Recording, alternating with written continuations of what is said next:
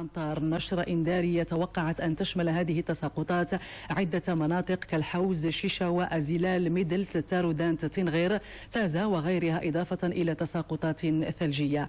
الحسين يعابد من مديرية الأرصاد الجوية الوطنية وفانا بالمزيد من التفاصيل.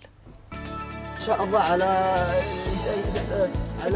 200 ملم في الساعة. وهناك كسوف والأمطار الغزيرة إن شاء الله ستدخل على الساعة الثالثة زوالنا بعد الظهر. ودرجة الحرارة في إفريقيا والبحر هائج إلى كثير الهيجان من البوغاز إلى طنجة. يكون البحر هيجان نحو 200 كيلومتر على الشمال غرب أطلس خليفة، وهنا على أطلس أكادير. هنا سيكون البحر هائج، أوريرا والفارقة بالزينة ستكون مقلبة.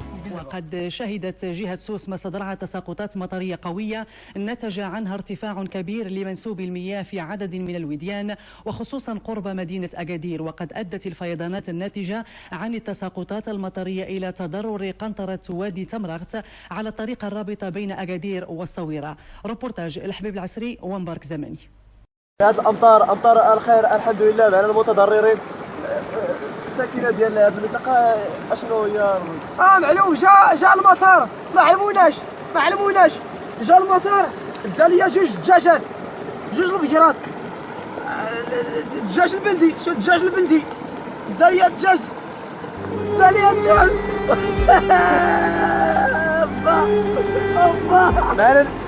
معنا ابن ديال السيد المتضرر. اش كتقول على هذا الامطار؟ خصنا على الدجاج، خصنا عليهم شي 20 عام هادي ودوز انا ودناهم. علاش ما يعلموناش؟ علاش كاينه الجماعه والجماعه كياكلوها، حتى واحد ما كاين ما يتشكى. واش دار لك الماكينه ديال الصابون ولا مازال الوالد؟ انت هي الماكينه ماشي الماكينه، حتى كلشي الدار ماشي الماكينه. ربحت الماكينه نهار ربحتها مشات، يلاه فرحت بها، يلاه واحد النهار فرحت بها ومشات.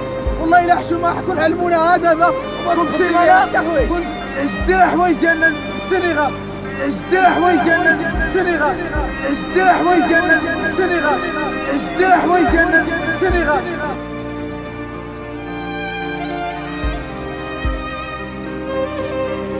من الماكينه خدامه، والماكينه خدامه شحال هادي؟ يومين هادي خدامه، ولكن جا الواد وداها لينا.